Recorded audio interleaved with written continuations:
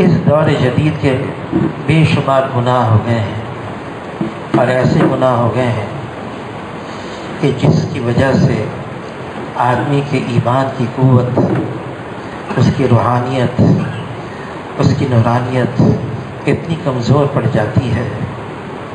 وہ تنہائی کے گناہ ایسے شدید اور ایسے خطرناک ہیں کہ اگر ان سے بھی توبہ نہ کیا جائے اور رجوع نہ کیا جائے اور اپنی زندگی کو نہ بدلا جائے تو وہ ایسے گناہ ہیں جو آدمی کے ایمان کو بالکل خراب کر دیتے ہیں۔ آدمی یہ سوچتا ہے میں نے کمرے کو بند کر کے، دروازہ بند کر کے میں اندر بیٹھا ہوا ہوں اور مجھے تو کوئی نہیں دیکھ رہا ہے، لیکن اس بند کمرے کے اندر ذرا بچے کی بھی آواز آ جاتی ہے تو آدمی چونک جاتا ہے۔ پھر ہوا کا جھونکا آتا ہے، دروازے پر کوئی ذرا سی دستک ہوتی ہے، آدمی چونک جاتا ہے، ٹھہر جاتا ہے، رک جاتا ہے۔ کیوں؟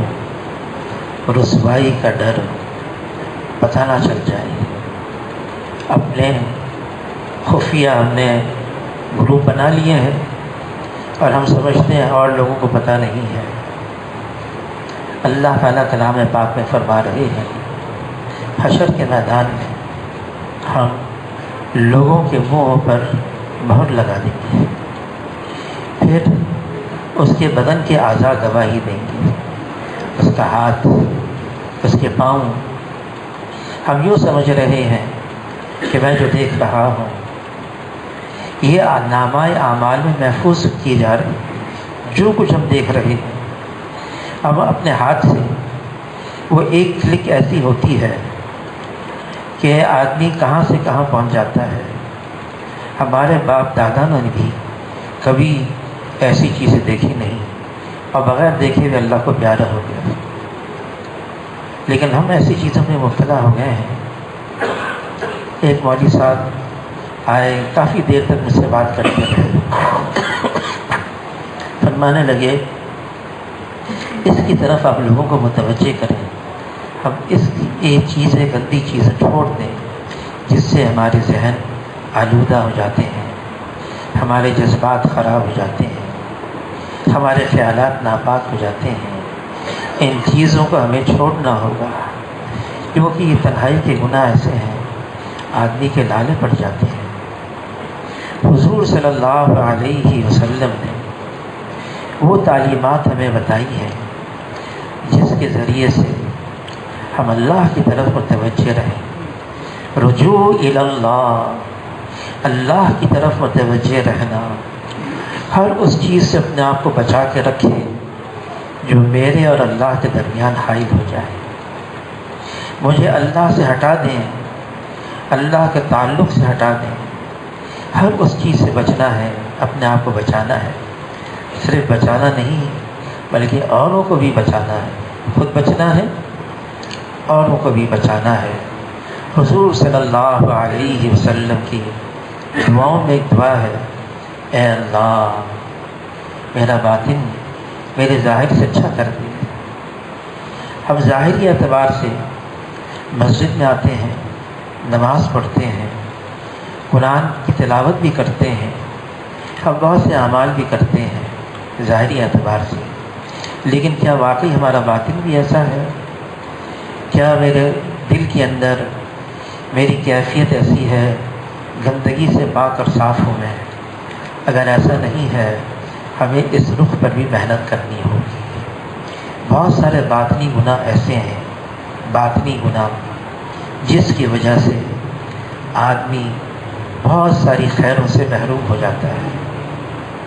باطنی گناہ، اندر کے گناہ، مثلا آدمی کے اندر اوروں کے بارے میں کینہ ہے، بغض ہے، حسد ہے، کسی کو حقیر جاننا ہے، کسی کو نیچا سمجھنا ہے، اپنے آپ کو بڑھیا سمجھنا ہے، اپنے آپ کو اچھا سمجھنا ہے۔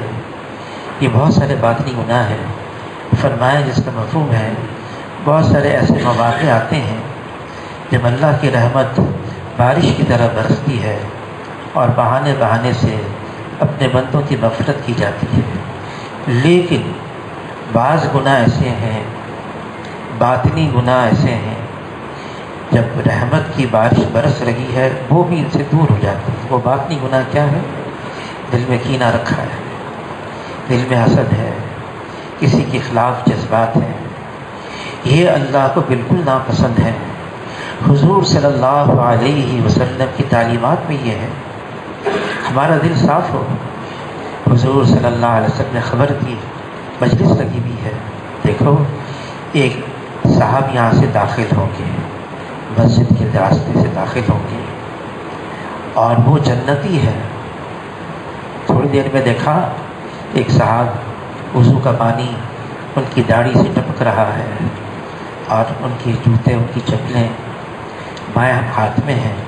مسجد میں آیا، یہ صاحب جنہوں نے حضور صلی اللہ علیہ وسلم کے بارے میں ان صاحب کے لیے سنا، بڑی توجہ سے ان کو دیکھتے رہے، بہت غور سے دیکھتے رہے۔ مجلس برخاست ہوئی، ختم ہوئی، یہ صحابی اٹھے، ان کے پاس پہنچے اور پہنچنے کے بعد یوں کہا، میں آپ کا مہمان بننا چاہتا ہوں۔ اب اس زمانے کے اندر کسی کے یہاں مہمان آ جائے، یہ بہت بڑی اللہ کی رحمت ہے۔ اللہ جس سے راضی ہو، اللہ اس کے پاس مہمان بھیجیں۔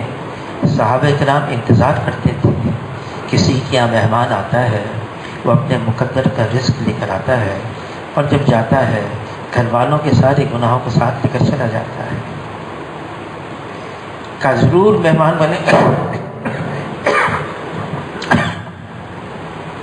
کا ضرور مہمان بنے، مہمان بن گئے۔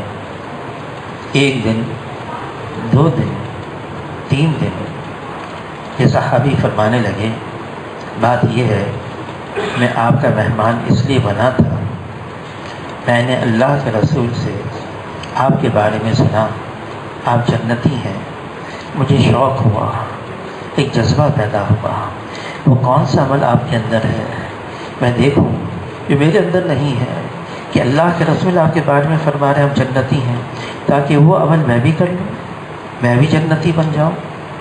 لیکن 3 دن کے اندر، دن بھی گزارا، رات بھی گزاری، مجھے کوئی ایسا الگ سا عمل نظر نہیں آیا۔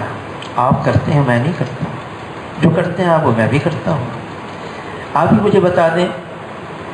تو وہ صحابی کہنے لگے کوئی ایسا خاص عمل نہیں، ہاں ایک بات ہے، جب میں رات کو سونے لگتا ہوں میں اپنے دل کو سب کی طرف سے صاف کر لیتا ہوں۔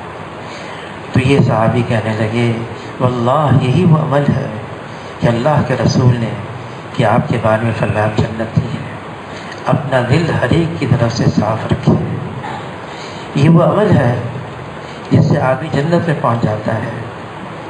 حضور صلی اللہ علیہ وسلم نے کبھی بھی کسی مخاطب کی دل آزاری نہیں کی، اس کی اعانت نہیں کی، جس سے بات کرتے اس کی طرف پوری طور سے متوجہ ہو جاتے ہیں، صرف کنکھیوں سے نہیں دیکھتے، نہیں، پورا جسم اس کی طرف موڑ لیتے ہیں، اس کا پورا اکرام کرتے ہیں، اس کی طرف متوجہ ہو جاتے ہیں، اس کی بات کو پوری توجہ سے سنتے ہیں۔ جب اس کی بات ختم ہو جاتی پھر حضور صلی اللہ علیہ وسلم اپنی بات فرماتے تھے، کسی کی بات کاٹتے نہیں تھے۔ اور حضور صلی اللہ علیہ وسلم جو بات فرماتے اس کا دل رکھتے، دوسروں کے بارے میں حضور کو احساس ہوتا، نماز پڑھا رہے ہیں، جلدی نماز پڑھا دی، صحابہ کرام کی طرف متوجہ ہوئے، فرمایا کہ میں نے جلدی نماز اس لیے ختم کی کہ نماز پڑھاتے پڑھاتے مجھے ایک بچے کی رونے کی آواز آ گئی، خیال ہوا اس کی ماں تو پریشان ہوگی، اس لیے میں نے نماز کو مختصر کر لیا۔ یعنی نماز جیسا عمل اس کو بھی مختصر کیا، کسی کو تکلیف نہ پہنچے، کسی کی دل آزاری نہ ہو۔ حضور صلی اللہ علیہ وسلم اپنی ذات کے لیے کبھی کسی پر غصہ نہیں ہوتے تھے، اپنی ذات کے لیے یا دنیا بھی کسی کام کے لیے بدلہ نہیں لیتے تھے۔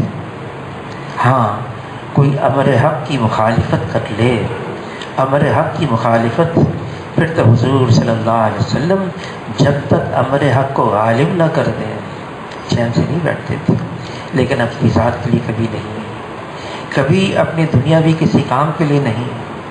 ہاں حضور صلی اللہ علیہ وسلم دین کی بات بھی فرماتے، نرم لہجے میں فرماتے، غصے میں بھی آتے تو حضور غصے کی حالت میں کھڑے نہیں ہوتے تھے، لہجہ سخت نہیں ہوتا تھا، نرم گو تھے، نرم دل تھے، الفاظ بھی نرم استعمال فرماتے اور دل رکھتے۔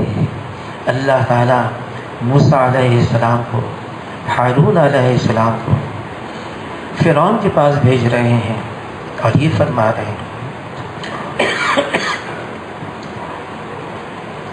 انہو طغیٰ، دیکھو وہ بغاوت پر آ گیا ہے، لیکن ساتھ میں یہ بھی فرما رہے ہیں قولا قولا لینا، دیکھو نرمی سے بات کرنا۔ فرعون کے پاس بھیج رہے ہیں، موسیٰ علیہ السلام کو بھیج رہے ہیں، ہارون علیہ السلام کو بھیج رہے ہیں، فرما رہے ہیں نرمی سے گفتگو کرنا، دین کی بات بھی کرنی ہے، اس کا ہمیں طریقہ بتایا ہے۔ مامون رشید کو کوئی دین کی بات بتا رہا تھا، سختی سے کہہ رہا تھا، سخت انداز سے، سخت لہجے میں، تو مامون رشید نے کہا دیکھو اللہ تعالیٰ نے تم سے بہتر کو مجھ سے بدتر کے پاس بھیجا، یعنی موسیٰ علیہ السلام، اور مجھ سے بدتر فرعون کے پاس بھیجا، اور قدر نرمی سے بات کرنا، انداز نرم ہو، لہجہ نرم ہو، اور ہمارے الفاظ بھی ایسے ہوں کسی کی دل آزاری نہ ہوئی ہو۔ یہ ساری باتیں ہمیں بتائی ہیں۔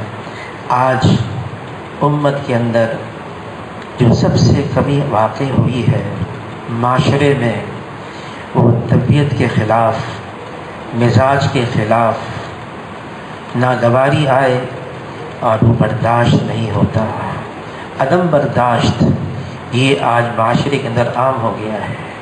کوئی طبیعت کے خلاف بات آتی ہے ہم سے برداشت نہیں ہوتا، حالانکہ اللہ تعالیٰ نے کئی انداز سے ہمیں اس امت کو بتایا ہے لمن صبر وغفر، صبر بھی کرو اور معاف بھی کرو، وتواصوا بالحق وتواصوا بالصبر واستعینوا بالصبر والصلاۃ، صابروا ورابطوا، مختلف انداز سے صبر کرو، برداشت کر لو، سہ جاؤ۔ جس نے یہ ہنر سیکھ لیا، طبیعت کے خلاف بات آئے اور اس کو میں برداشت کر لوں، جس نے یہ ہنر سیکھ لیا تو آتا ہے اب دنیا کی کوئی طاقت اس کو شکست نہیں دے سکتی، اس کو کوئی طاقت دنیا کی ہرا نہیں سکتی۔ اس نے برداشت کرنا سیکھ لیا، سہ گیا۔ اور یہ چیزیں کب آتی ہیں آدمی کو؟ جب اللہ کے ساتھ قرب ہو، اللہ کے ساتھ تعلق ہو۔ جتنی اللہ کی معرفت کھلتی چلی جاتی ہے، جتنا اللہ کو ہم پہچانتے چلے جاتے ہیں اللہ کیسے ہیں، وہ ایک ہے، اکیلا ہے، یکتا ہے، تنہا ہے، اللہ کا کوئی ساتھی نہیں، اللہ کا کوئی ثانی نہیں، اللہ کا کوئی متوازی نہیں، اللہ کا کوئی جیسا نہیں ہے، وہ وحدہ لا شریک لہ ہے، وہ ایک ہے، اکیلا ہے۔ جس نے اللہ کو پہچان لیا پھر وہ اس کی طبیعت میں کیا ہوگا؟ عاجزی، انکساری، تواضع، اپنی حیثیت کو مٹا دے گا۔ حاجی صاحب آئرلینڈ سے میں آیا، حاجی صاحب نے پوچھا کون سا مجمع آیا ہوا ہے؟ میں نے کہا پورے ملک کے شعراء والوں کو جمع کیا ہے۔ کبھی میری طرف سے اتنی بات کہہ دینا، آدمی چھوٹا بن کر چلے، آدمی چھوٹا بن کر چلے، اپنی حیثیت مٹا دے، بے نفس ہو جائے، فرمایا اپنے آپ کو مردوں میں شمار کر زندوں میں سمجھ ہی نہیں، پھر نہ کسی بات کی خوشی ہے نہ کسی بات کا رنج ہے۔ میں تو کچھ بھی نہیں، میری کوئی حیثیت نہیں۔ مولانا یوسف صاحب کاندھیلوی رحمۃ اللہ علیہ فرمانے لگے کیا کریں، نفس اور شیطان ہمارے ساتھ لگا ہوا ہے۔ آدمی کام کرتے کرتے، عمل کرتے کرتے کیا ہوتا ہے، اس اپنے ہی ذہن میں اپنا ایک مقام بنا لیتا ہے، میں یہاں تک پہنچ گیا، میں یہاں ہو گیا۔ پھر کیا ہوتا ہے، وہ متوقع ہوتا ہے میرے اطراف جتنے لوگ ہیں، جو میں نے اپنے ذہن میں اپنا مقام بنایا ہے، لوگ میرے ساتھ ویسا معاملہ کریں، اور ویسا معاملہ نہیں ہوتا، یہ ٹوٹتا ہے، یہ جھگڑتا ہے، یہ لڑتا ہے، پھر کیا ہوتا ہے؟ فرمایا کہ یہ اللہ کے یہاں مردود ہو جاتا ہے۔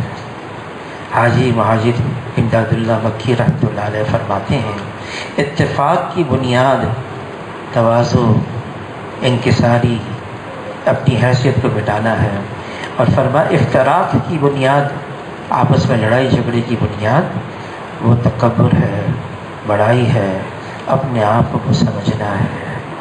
جتنا اللہ سے دوری پیدا ہوتی جائے گی یہ ساری چیزیں پیدا ہوتی ہیں، اور اللہ کا قرب نصیب ہو جائے اس کے لیے ضروری نہیں ہے۔ ابلیس تو فرشتوں کے ساتھ رہتا تھا، جن میں سے تھا، فرشتے لے کر گئے، اللہ کا درباری بنا دیا، لیکن اس کے اندر سے یہ بات گئی نہیں۔ خلقتنی من نار وخلقتہ من طین، مجھے بنایا آگ سے، اس کو بنایا مٹی سے، میں اچھا ہوں۔ یہ بات کب جاتی ہے؟ جتنا اللہ کی معرفت ملے گی۔ جبرائیل علیہ السلام اگر اپنی اصلی حیت میں آ جائیں، ان کا سر عرش معلیٰ سے جا کر لگے، ان کا پاؤں تحت الثری میں ہو، 600 پروں میں سے ایک پر کھول دیں سارا مشرق ڈھک جائے، دوسرا کھول دیں سارا مغرب ڈھک جائے، لیکن جب اللہ کا کوئی حکم آتا تو جبرائیل علیہ السلام سکڑتے سکڑتے سکڑتے چڑیا کی مانند ہو جاتے۔ اس ہیبت سے، اس ہیبت سے کہ اللہ کا حکم آیا ہے، اللہ جل جلالہ خالق اور مالک ہیں، جس نے ساری کائنات کو بنایا ہے، اور اللہ کے علاوہ کوئی ہستی نہیں جو اللہ کے حکم کے بغیر یہاں کچھ کر سکے۔ یہاں جو کچھ ہے اللہ کی طرف سے ہے، اللہ کرتے ہیں اور اللہ ہی سے ہوتا ہے۔ اللہ کو پہچان لیا، پھر اب اللہ کو چھوڑ کر کہیں اور نہیں جائے گا۔